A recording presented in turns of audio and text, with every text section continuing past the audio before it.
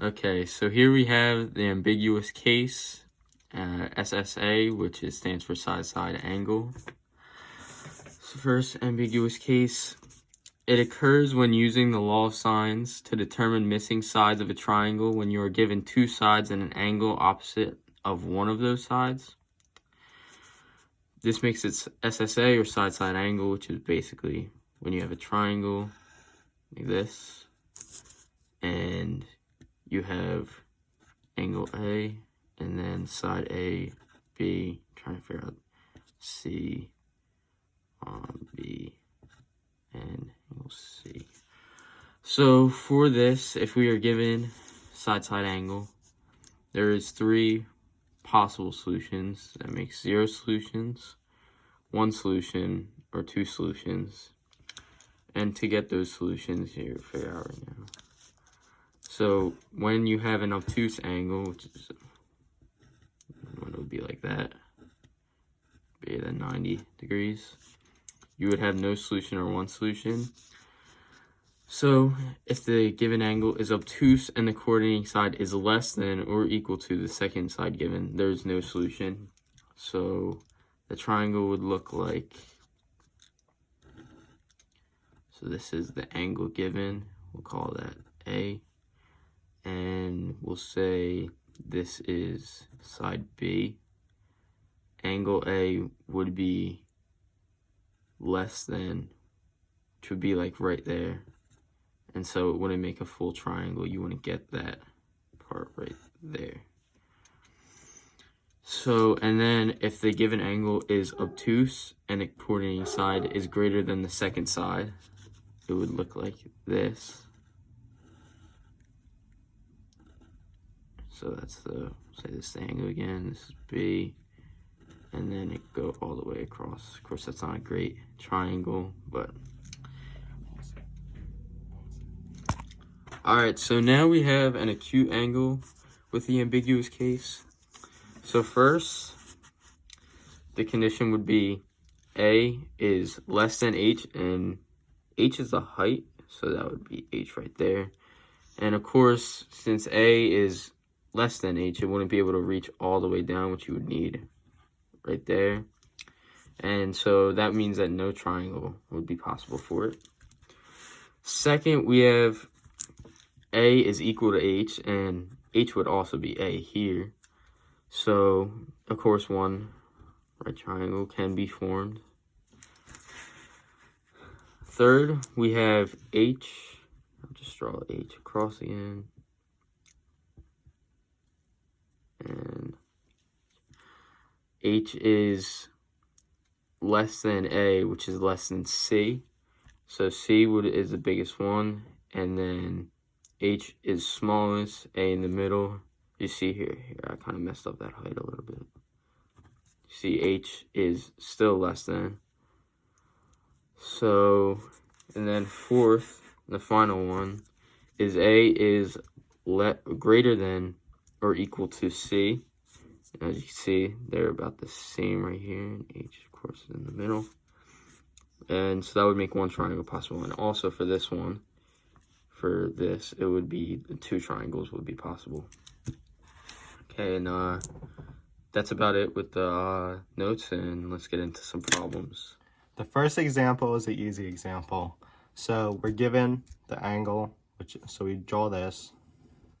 We're given angle A, which is obtuse, 144. And then we're given side C, which is 24.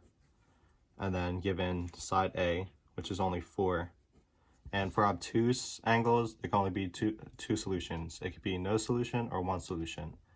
And since the given side with the angle is less than the second side, there's no solution because it can't reach, which is all this space that's left. This example is the harder one. So we have to draw it out first. This side is, or angle is 63 degrees, so we know it's acute. And then side B is 18, and then side A is 17.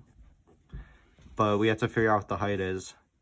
And that, so if this is greater than the height, it can either go like that or like that. So to find the height, we have to do sine of 63 degrees is equal to the height over 18.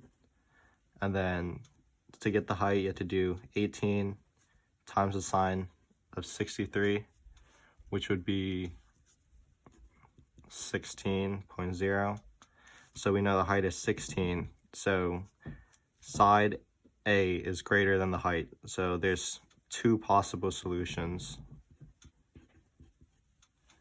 And then, so the law of sine states that the sine of one angle over its side is equal to the sine of another angle over its side. So if we do sine of 63 degrees over 17 equals the sine of B over 18, and then we have to solve this, so it'd be sine of B equals 18 times the sine of 63 over 17, which would be sine of B equals 0.9434. And then you have to take the inverse sine of this and plug that into the calculator, which would be the angle B is 70.6. So we have angle A, which is 63 degrees, angle B, which is 70.6. And then to find angle C, you subtract them from 180, which would be, to find angle C, you would subtract 180 minus angle A and angle B, which comes out to be 46.4 degrees. So we have all the angles, so we have to find the third side, which is C. And then, so we could go back to the law of sines. So we could go sine of 63 over 17 is equal to sine of 46.4 degrees over C. And then to solve that, it would be C equals 17 sine of 46.4 divided by sine of 63, which comes out to be 13.8. So we have side A, which is 17, side B, which is 18, and then side C, which is 13.8. And then angle A is 63 degrees, angle B is 70.6 degrees, and angle C is 46.4 degrees. And that would be for the first triangle, which is this 63, 18, 17, 13.8, 70.6, and then 46.4. So that's one possible solution. And then we get to solve to find the second triangle, which is like that. To find the second triangle, you have to fill out the first one. So 70.6 degrees is there, but you have to draw in the second one, which is there. And then since this side is 17 and these two are equal, so this side would be 17 and the triangle is isosceles. So this angle right here would also be 70.6 degrees. And then since you're trying to find this triangle right there, these two, this angle and this angle are supplementary. So this right here would be 109.4 degrees. And then since you already have this one, that's 63. And then to find a third angle, you just subtract both of them from 180.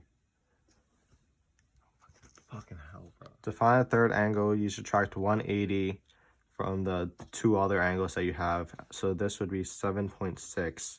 And then since you have this side, which is 17, this side, which is 18, you use the law of sines again.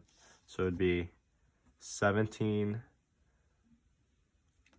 To find the third side, you do sine of 63 over 17 is equal to the sine of 7.6 over C. And then to solve for C, it'd be C equals 17 sine of 7.6 divided by sine of 63.